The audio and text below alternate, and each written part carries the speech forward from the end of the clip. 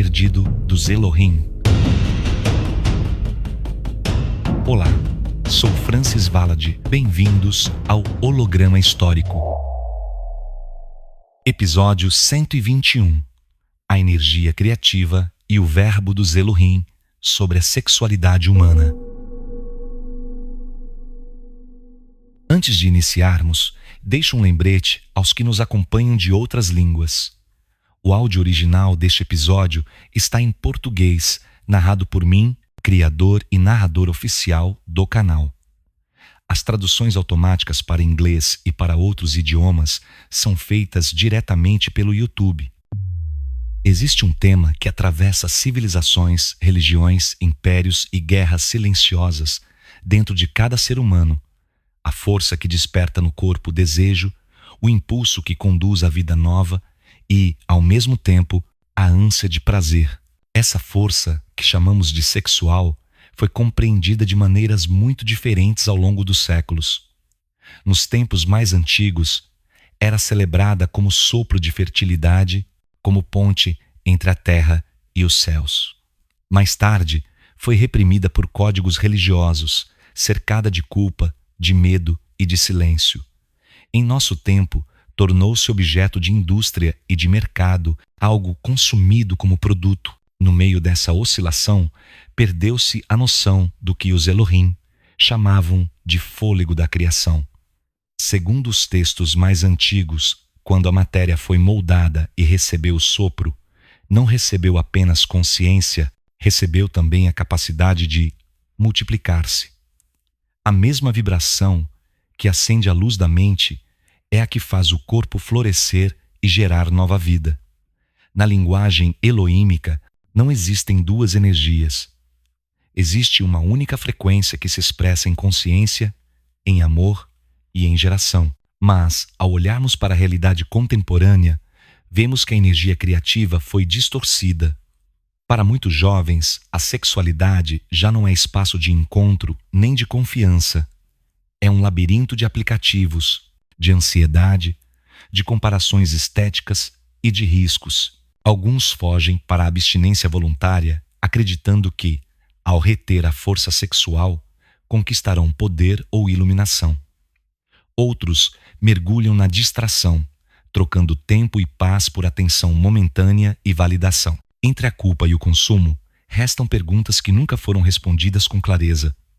Afinal, a energia que gera vida pode ser desviada sem dano para o espírito? A abstinência aumenta de fato a frequência interior ou é apenas mito?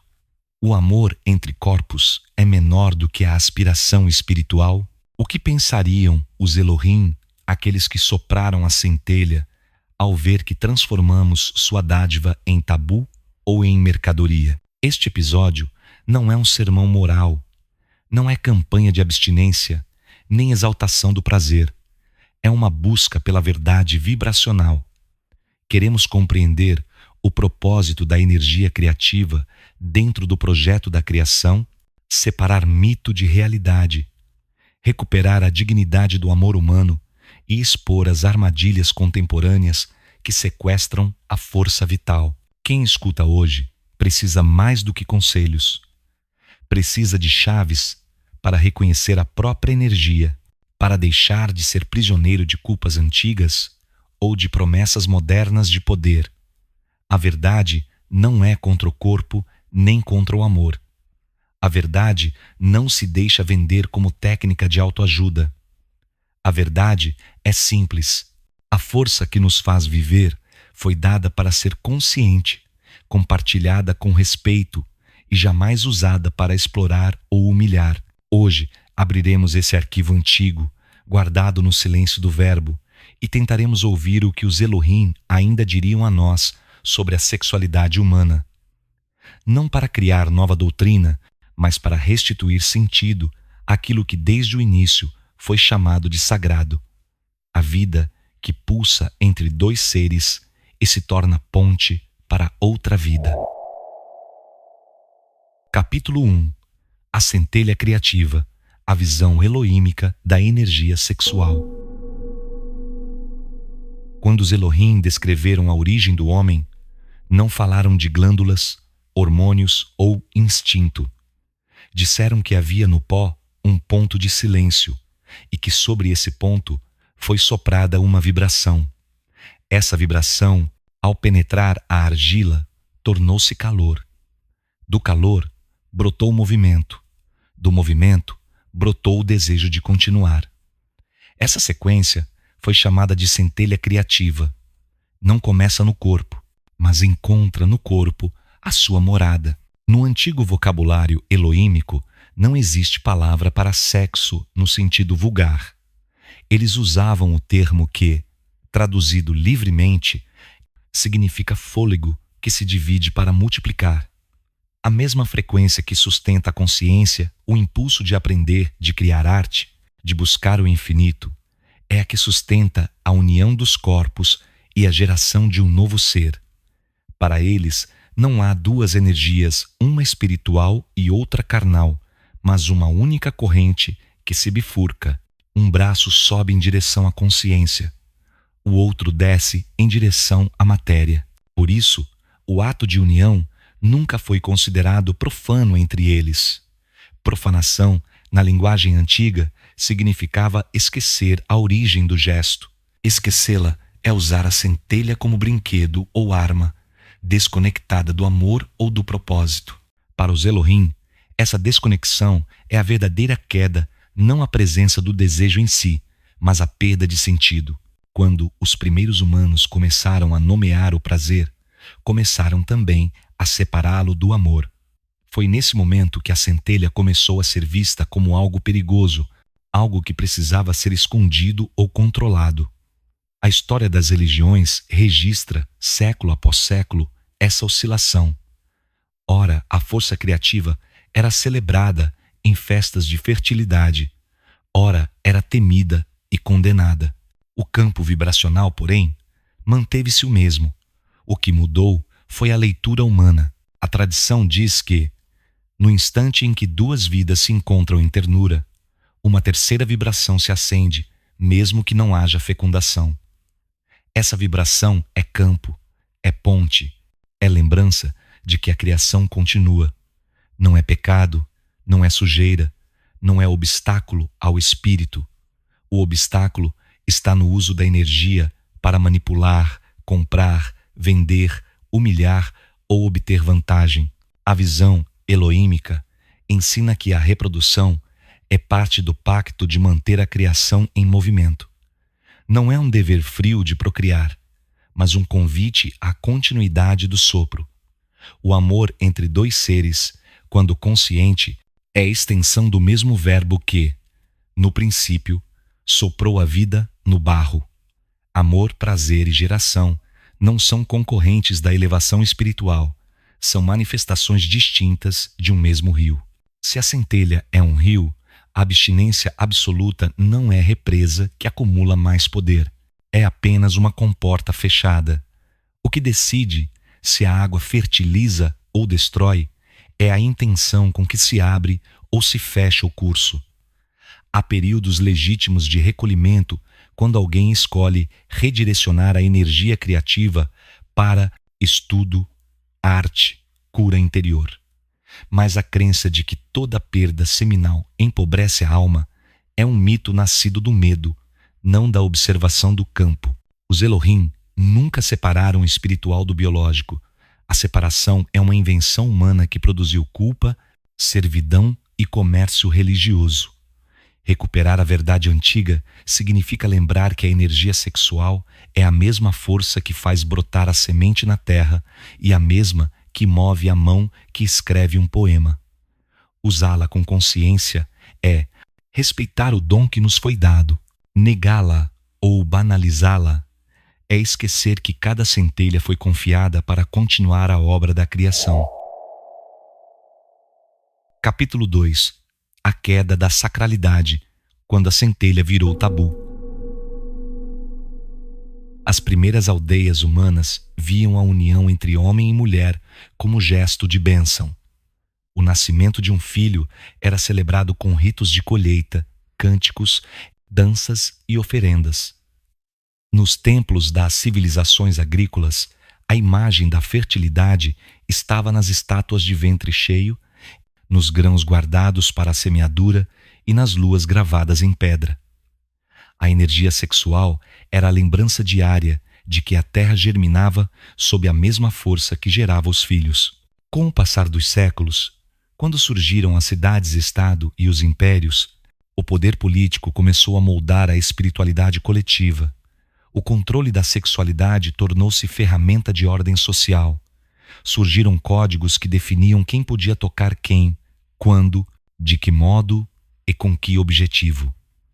O gesto que antes era espontâneo e partilhado sob o céu passou a ser cercado de muralhas simbólicas.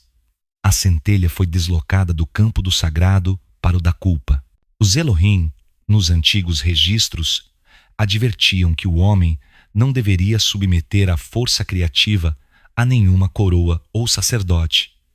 Mas a história humana caminhou na direção contrária.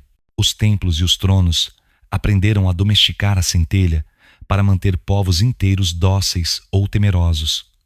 Assim, nasceram leis que puniam o corpo feminino, que restringiam o desejo masculino, que transformavam o ato de amar em moeda de tributo ou em instrumento de herança. A queda da sacralidade não aconteceu de um dia para o outro. Foi um processo lento, feito de narrativas. Poetas começaram a associar o prazer à perdição. Religiosos proclamaram que a pureza estava no afastamento do corpo. Governantes perceberam que controlar a intimidade significava controlar alianças, sucessões e riquezas. E o que era dom tornou-se segredo. O gesto de união, antes celebrado em público como rito de primavera, passou a ser escondido atrás de portas, cercado de medo e vergonha. O campo vibracional não mudou, continuou oferecendo a mesma centelha. O que mudou foi a leitura humana. Quando se começou a acreditar que a matéria era inferior ao espírito, todo impulso que nascia do corpo passou a ser visto como ameaça. Esse equívoco gerou séculos de repressão, mas também de rebelião. Enquanto uns se isolavam em votos de castidade, outros mergulhavam em excessos, tentando compensar a culpa com um abuso. Nenhum dos extremos restituiu a sacralidade perdida. Para os Elohim, a queda não foi a presença do desejo, mas a perda de sentido. Quando o ato deixou de ser lembrado como cocriação e passou a ser usado como fuga, como comércio, como arma, a centelha perdeu seu altar interior. Foi então que nasceu o tabu, um muro erguido não para proteger o sagrado, mas para escondê-lo da vista do próprio homem. Recuperar a verdade não é demolir todos os costumes, nem retornar aos antigos ritos de fertilidade. É compreender que a força criativa foi entregue para unir, para gerar e para nutrir, não para ser moeda, nem prisão. Enquanto a humanidade acreditar que há guerra entre corpo e espírito, viverá dividida. E dividida não poderá escutar o verbo original, que dizia: multiplicai-vos, não apenas em número, mas em amor e presença. Os arquivos antigos lembram que, no princípio, nenhum Elohim pronunciou a palavra culpa quando moldou os corpos. A culpa nasceu depois, quando os próprios humanos esqueceram que eram feitos de pó e de sopro. Recordar essa origem é o primeiro passo para devolver dignidade à energia criativa e curar a ferida aberta pelo tabu. Capítulo 3. O corpo como campo de guerra. A manipulação da libido na era do consumo. Quando a modernidade rompeu as muralhas da religião, muitos imaginaram que a sexualidade finalmente se libertaria. Mas a libertação prometida tornou-se outra forma de captura. O corpo, antes disciplinado por dogmas, passou a ser explorado por imagens, campanhas publicitárias e algoritmos. A libido, que já havia sido controlada por medo e culpa, foi transformada em mercadoria, em isca para consumo e em instrumento de manipulação psicológica. No final do século XIX e início do XX, as grandes cidades viram nascer uma nova economia baseada na propaganda. Cartazes exibiam corpos femininos para vender tabaco, perfumes, automóveis. A descoberta da psicanálise mostrou ao mercado que o desejo inconsciente podia ser estimulado e dirigido para qualquer produto. A partir daí, a energia sexual foi extraída do seu contexto natural de vínculo humano e colocada a serviço do lucro.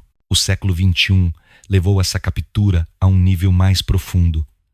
Redes sociais, plataformas de vídeo e aplicativos de encontros criaram um ciclo de estímulos que prende a atenção por horas. A cada deslizar de dedo, o cérebro recebe uma pequena descarga de dopamina semelhante à que antecede o prazer físico. Milhões de jovens passaram a gastar não apenas a libido, mas também o tempo, a concentração e a autoestima nesse circuito. O resultado é um paradoxo. Nunca se falou tanto de liberdade sexual, mas nunca houve tamanha sensação de solidão e dificuldade de formar vínculos reais. A promessa de acesso fácil ao prazer tornou-se fonte de ansiedade, competição estética, frustração e esgotamento emocional. A sexualidade, que deveria aproximar e nutrir, tornou-se para muitos uma arena de disputa por validação social. Os Elohim não previram a tecnologia digital, mas deixaram um alerta nos antigos selos. Quando o homem esquecer que a força que busca no outro já pulsa dentro de si, será governado por sombras que não têm corpo. É uma advertência contra a externalização do desejo, contra a ilusão de que a centelha criativa precisa ser constantemente despertada por estímulos externos. O campo vibracional mostra que a energia criativa não é infinita no nível humano. Quando desviada continuamente para a busca de excitação e validação, deixa de alimentar outras áreas do ser: clareza mental, empatia, curiosidade, propósito. Por isso, muitos relatam cansaço, perda de interesse pela vida e sensação de vazio, apesar da aparente liberdade. Essa é a nova forma de escravidão, não imposta por templos ou tronos, mas por ciclos de recompensa digital. E não se rompe com discursos moralistas, mas com consciência e disciplina interior. Não é a presença do desejo que adoece, mas a sua captura por sistemas que lucram com a distração e a insatisfação permanente. Para os Elohim, a verdadeira liberdade sexual não é fazer tudo nem reprimir tudo, mas poder escolher de modo consciente onde, com quem e para que entregar a centelha. Sem essa consciência, o homem moderno é empurrado a viver entre extremos: abstinência frustrada ou busca compulsiva, ambos sem paz. A guerra que hoje se trava no corpo é silenciosa. Não é entre carne e espírito, mas entre a centelha viva e a indústria da distração. Resgatar a visão elohímica significa devolver ao humano o direito de usar a própria energia sem ser manipulado nem por mitos de culpa, nem por mercados de prazer. Capítulo 4. Abstinência, poder e mito. A verdade velada atrás das promessas. Ao longo dos séculos, muitas tradições religiosas e filosóficas associaram a força sexual à ideia de poder espiritual. Sacerdotes egípcios, monges essênios, iogues indianos, monges cristãos e taoístas criaram votos de castidade ou técnicas de retenção seminal, acreditando que, ao guardar o fluido vital, reteriam também a centelha que os conectava ao divino. Essas práticas deixaram registros de disciplina, de silêncio e de estados de consciência diferentes da vida comum. Com o tempo, essa memória foi transformada em crença popular, a de que cada ato sexual diminuiria a luz interior e que a abstinência prolongada a aumentaria.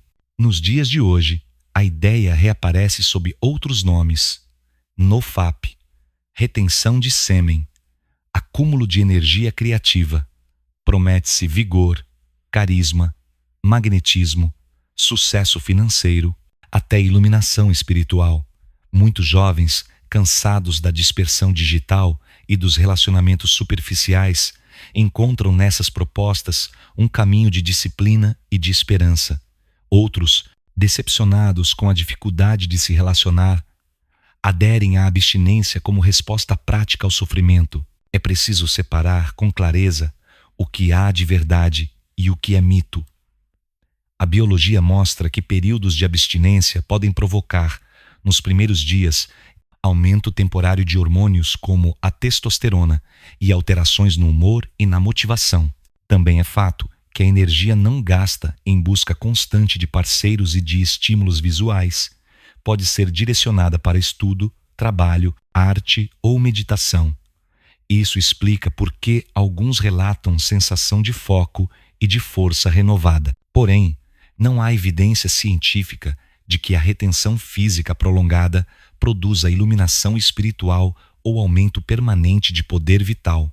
O que se percebe é mais fruto de mudança de hábitos, de disciplina mental e de reorientação da atenção do que de um acúmulo invisível de fluido.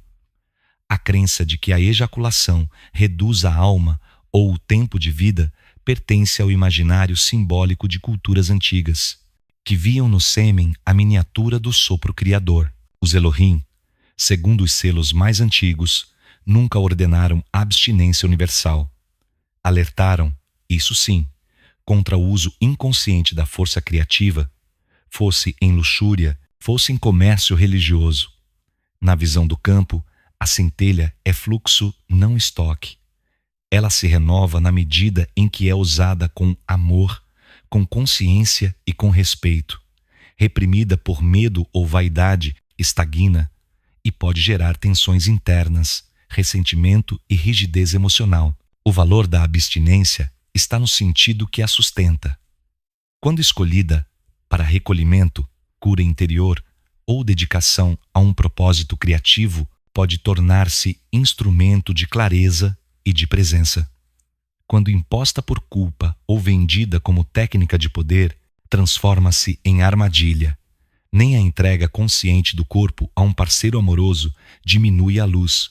Nem a abstinência automática garante ascensão. No campo vibracional, o que de fato eleva a frequência não é a ausência de sexo, mas a qualidade da intenção. Um encontro físico permeado de ternura, respeito e verdade gera vibração harmônica.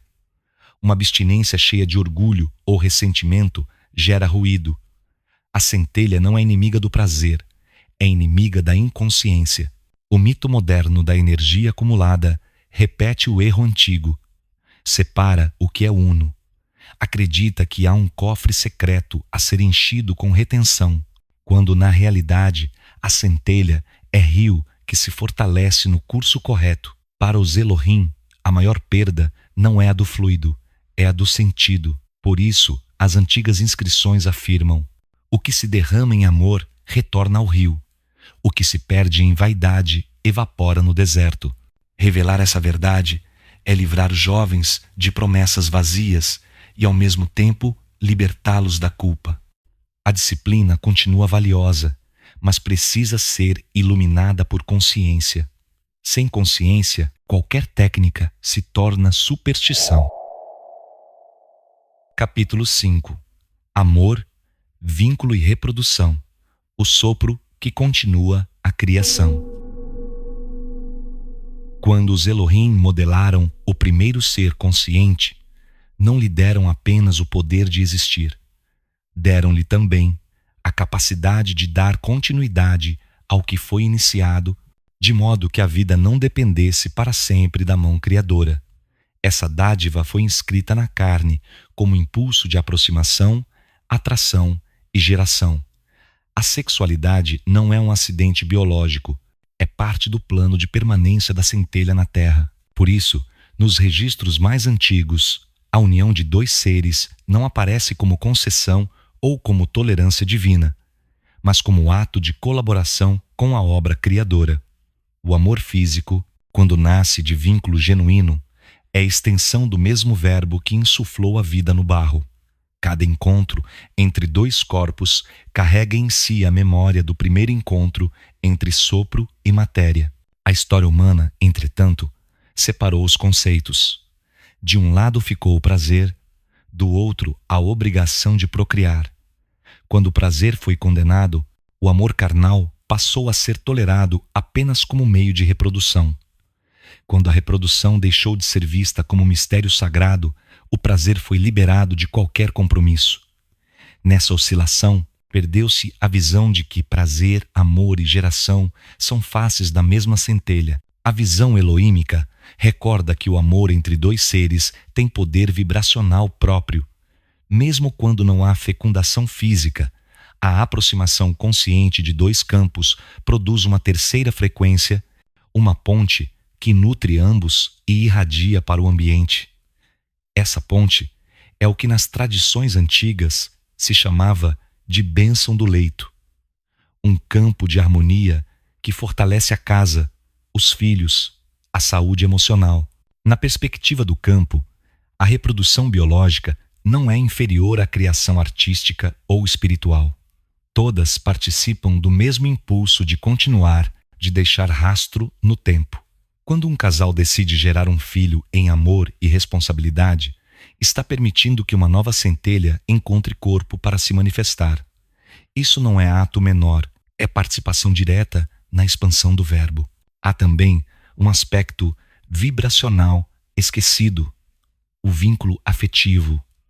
O toque, o abraço, a intimidade não são apenas meios de prazer ou de concepção, são linguagem silenciosa de cuidado.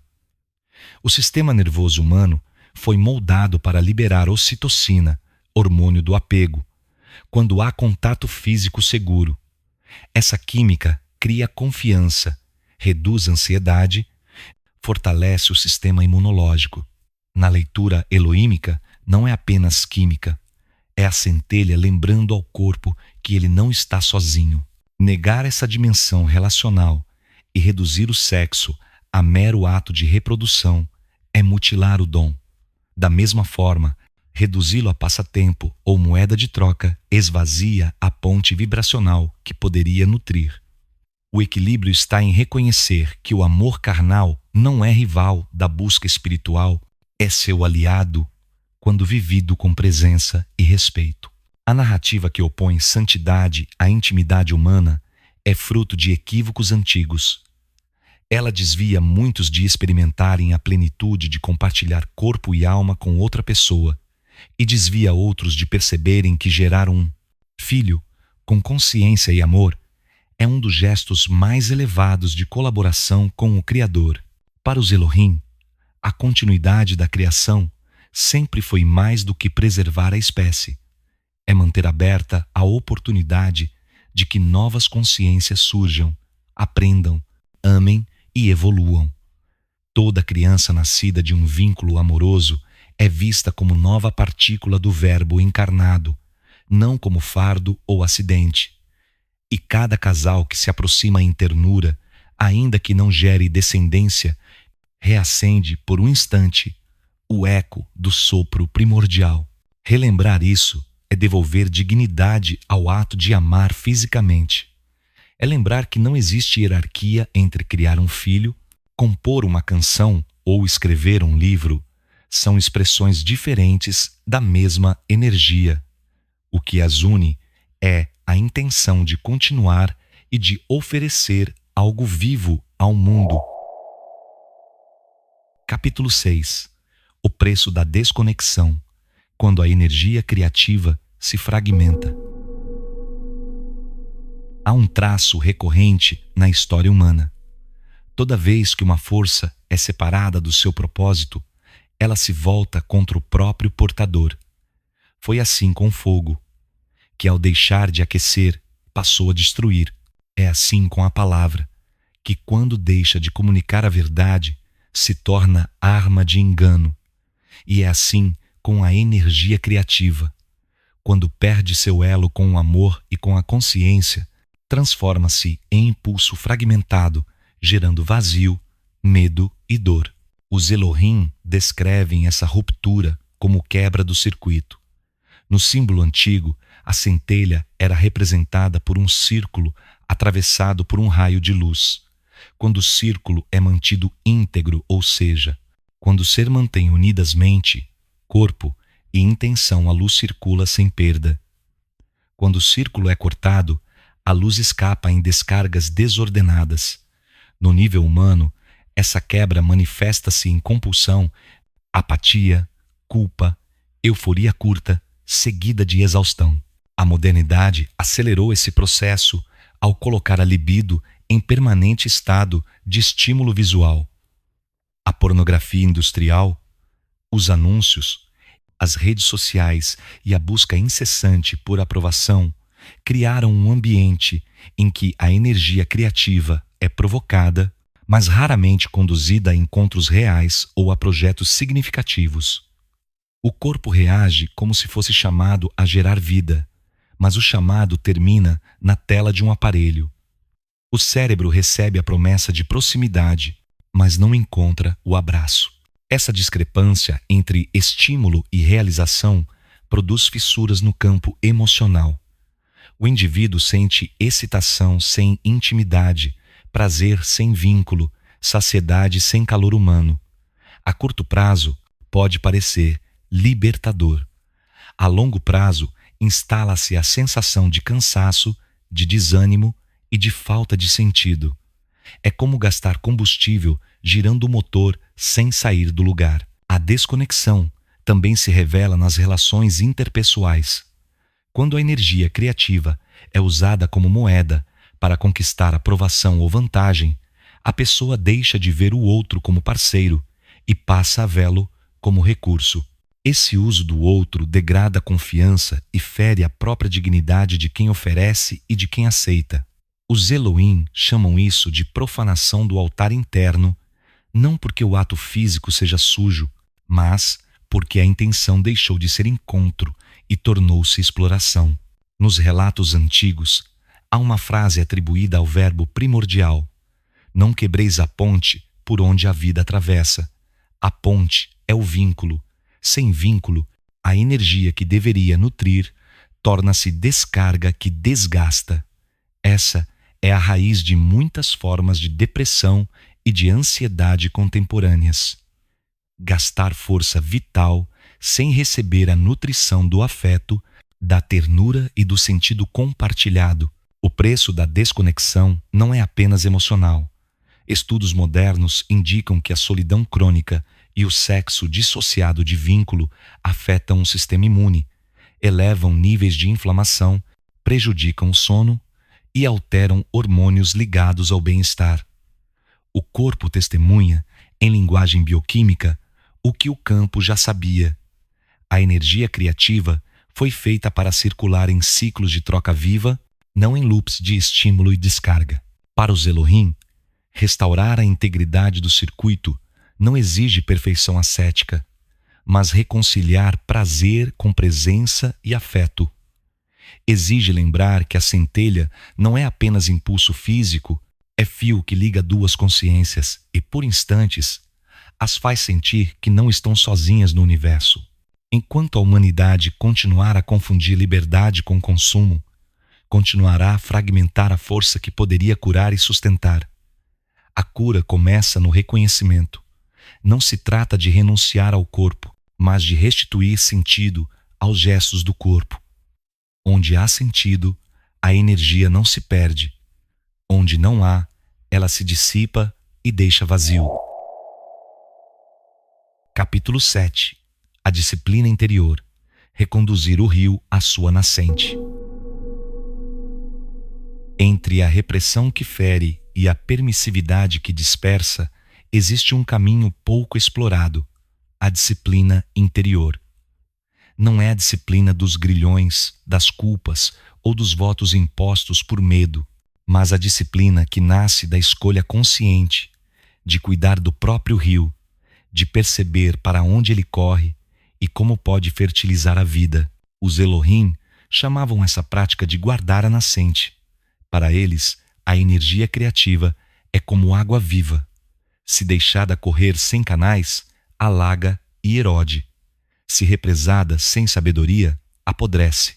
Se guiada com clareza, irriga os campos e sustenta a colheita. Guardar a nascente significa vigiar pensamentos, intenções, gestos e palavras que alimentam ou drenam a força vital. Na visão do campo, disciplina interior começa pela atenção ao próprio desejo. Reconhecê-lo sem medo, sem autoengano, sem necessidade de escondê-lo ou de transformá-lo em bandeira. O desejo é sinal de que a centelha está viva. A questão não é suprimi-lo, mas perguntar: para onde quero conduzir essa força? Quando o desejo é reprimido sem entendimento, ele retorna como sombra. Quando é explorado sem cuidado, transforma-se em vício. A disciplina também envolve cuidar do corpo. Alimentação equilibrada, sono suficiente, movimento físico e respiração consciente mantêm o sistema nervoso apto a sustentar a energia criativa sem sobrecarga.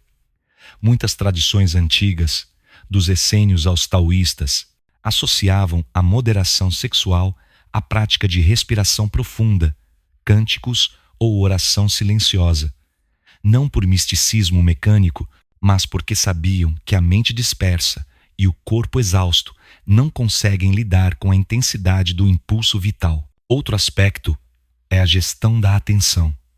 No mundo saturado de imagens eróticas e de convites ao consumo, a atenção tornou-se o recurso mais disputado.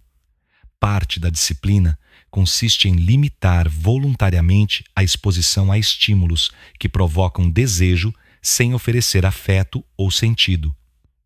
Não como ascetismo punitivo, mas como higiene mental. Cada estímulo desperta pequenas descargas de energia que, somadas, exaurem o foco e o ânimo criador. Os Elohim ensinavam que cada ser humano carrega um pequeno altar invisível, localizado não num ponto físico, mas no encontro entre respiração e intenção. A disciplina interior é manter esse altar limpo de ruído, pensamentos obsessivos, ressentimentos, comparações, imagens que degradam a dignidade própria ou alheia. Quando o altar está limpo, qualquer gesto, inclusive o ato sexual, pode tornar-se oferenda consciente. Quando está coberto de entulho mental, até o silêncio perde serenidade. Importante lembrar que disciplina não é negação do prazer. Pelo contrário, torna o prazer mais profundo e menos ansioso. O corpo treinado na atenção sente mais. A mente habituada à presença dispersa menos. O vínculo escolhido com clareza torna-se mais nutritivo. A disciplina não rouba a centelha, devolve-lhe direção. No campo elohímico, o progresso espiritual não é medido pelo número de dias de abstinência, mas pela capacidade de permanecer presente em cada escolha. Há períodos legítimos de recolhimento, como quem desvia o rio para irrigar outro jardim, estudo, cura interior, oração. Há períodos de entrega amorosa em que o rio se encontra com outro rio e ambos geram vida ou afeto. Em ambos os casos, a força criativa cumpre seu papel quando não é tratada como inimiga ou troféu, mas como corrente viva a ser guiada. Numa época em que tantas vozes competem para oferecer fórmulas rápidas, retiros milagrosos, desafios de 30 dias, cursos de magnetismo, a disciplina interior recorda algo mais antigo e simples. A liberdade está em escolher conscientemente, não em obedecer a slogans. É um caminho mais silencioso, porém mais sólido, porque devolve ao indivíduo a soberania sobre o próprio campo energético. A verdadeira elevação que os Elohim propõem não vem da negação do corpo, mas da reconciliação entre corpo, emoção e espírito. Quando esses três respiram juntos, a energia criativa deixa de ser motivo de culpa ou de disputa e volta a ser fonte de vigor, de ternura e de criação. Capítulo 8. A presença no encontro, quando o gesto físico se torna verbo. O maior segredo que os Elohim preservaram não estava em fórmulas de retenção nem em ritos ocultos.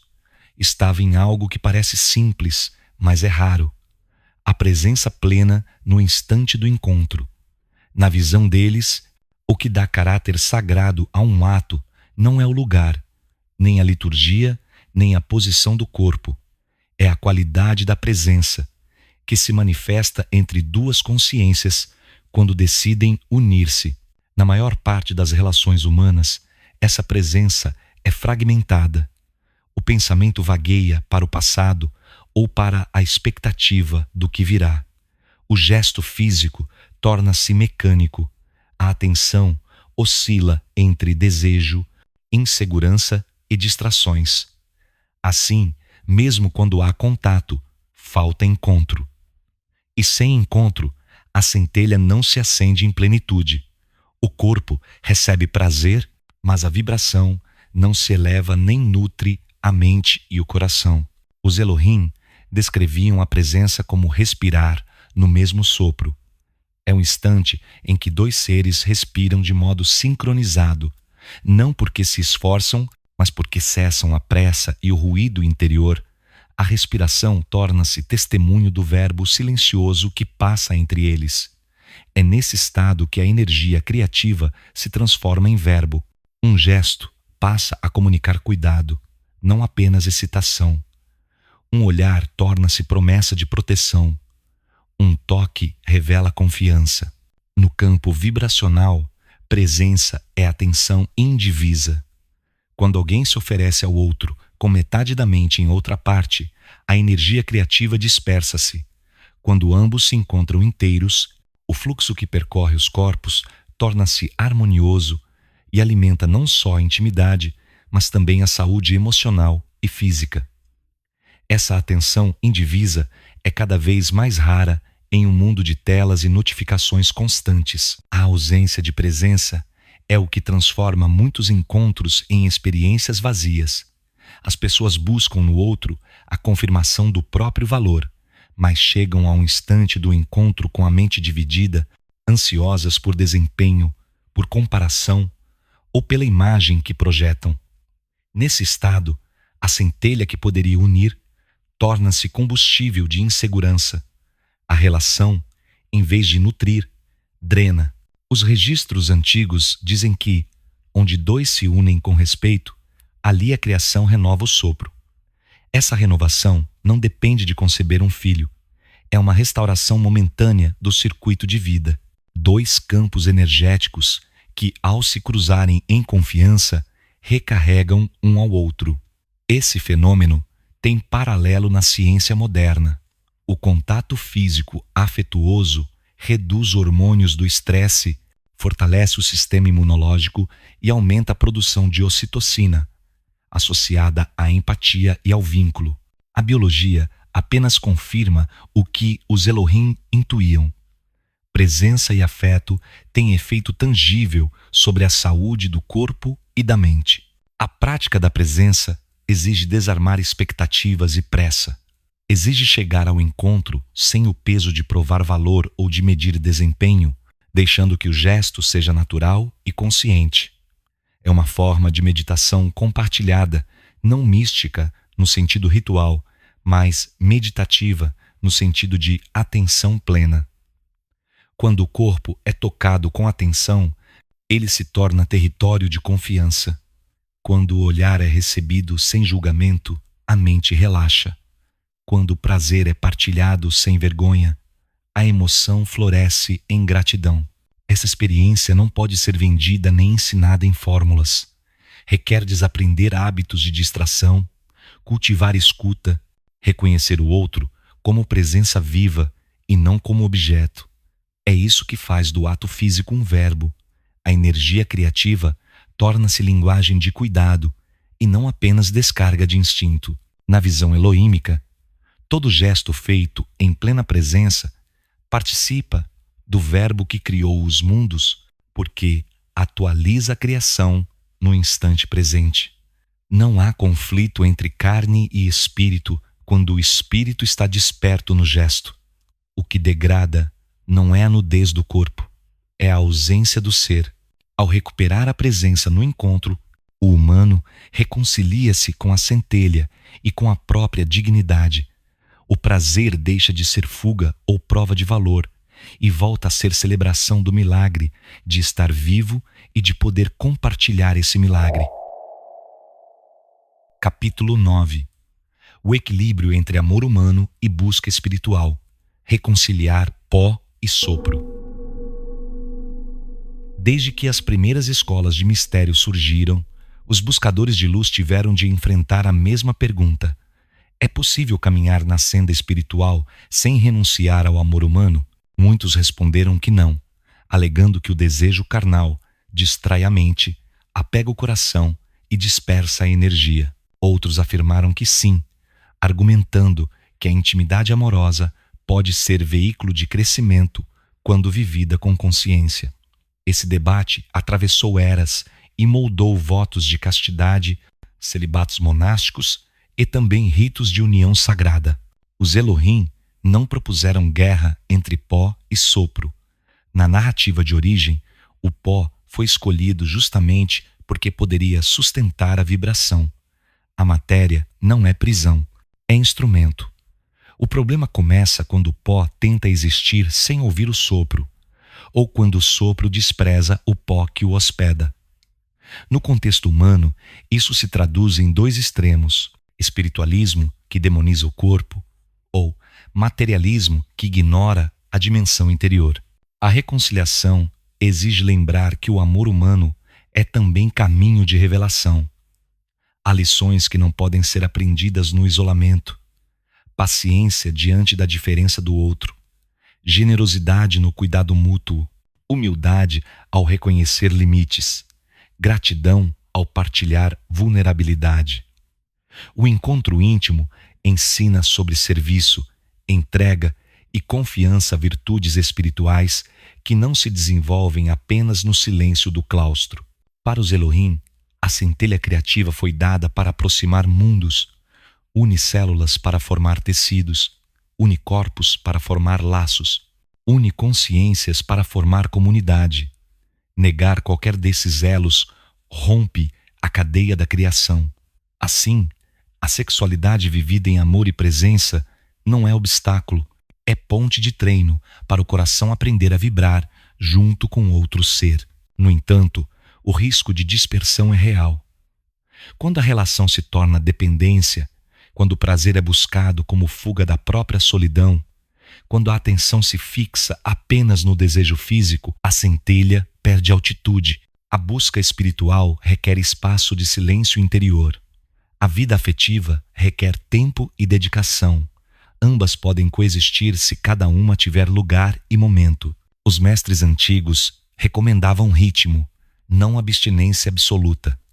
Falavam de ciclos de recolhimento, períodos em que a energia é intencionalmente dirigida para estudo, contemplação, oração e de ciclos de partilha, nos quais a intimidade é celebrada como alimento da vida. Esse ritmo permite que o ser humano não se sinta cindido entre devoção e afeto, entre disciplina e prazer. No campo vibracional, o amor humano consciente eleva a frequência porque desperta gratidão, cuidado e sentido de pertencimento. Essas emoções ordenam o ritmo cardíaco, fortalecem a imunidade e ampliam a empatia, efeitos reconhecidos pela ciência atual. Não há motivo para crer que algo que harmoniza corpo e emoção possa afastar do espiritual. Ao contrário, é solo fértil para que a consciência se expanda. Os Elohim advertiam apenas contra dois perigos: posse e orgulho. A posse transforma o parceiro em objeto, distorce o vínculo e envenena o amor.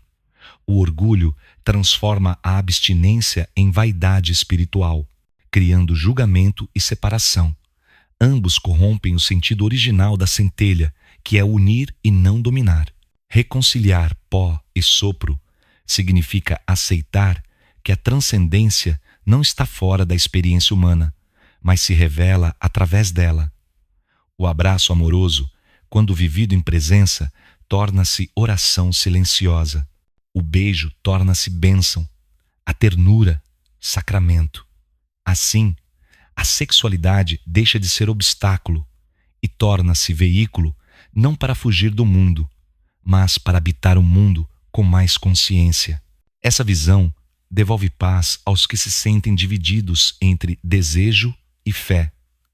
Ensina que não é preciso escolher entre amar a Deus ou amar alguém, entre buscar sentido interior ou partilhar vida com outro ser. O que se pede é que cada escolha seja feita com clareza, sem usar o amor como desculpa para a fuga, nem a espiritualidade como máscara para orgulho. Quando o humano vive essa reconciliação, descobre que o caminho espiritual não está acima do chão nem abaixo da pele. Está exatamente onde respira e ama. E a energia criativa volta a cumprir seu papel de ponte, não de barreira, entre a criatura e o Criador. Capítulo 10. A verdade que liberta. Restituir dignidade à força criativa. A última chave deixada pelos Elohim a respeito da energia sexual não é uma técnica nem um mandamento. É um lembrete. A verdade não pode ser contida. Quando o homem distorceu a centelha primeiro, chamando-a de tabu, depois tratando-a como mercadoria, criou prisões de palavras e de crenças que mantiveram gerações inteiras afastadas do próprio corpo e do sentido do amor. Romper essas prisões exige dizer a verdade sobre o que a energia criativa é e o que ela nunca foi. A energia criativa nunca foi pecado em si. Não nasceu para ser instrumento de vergonha. Foi dada como extensão do sopro que fez surgir vida, onde havia pó e água. Sua presença no corpo humano é prova de que a criação confiou ao homem e à mulher a continuidade do milagre.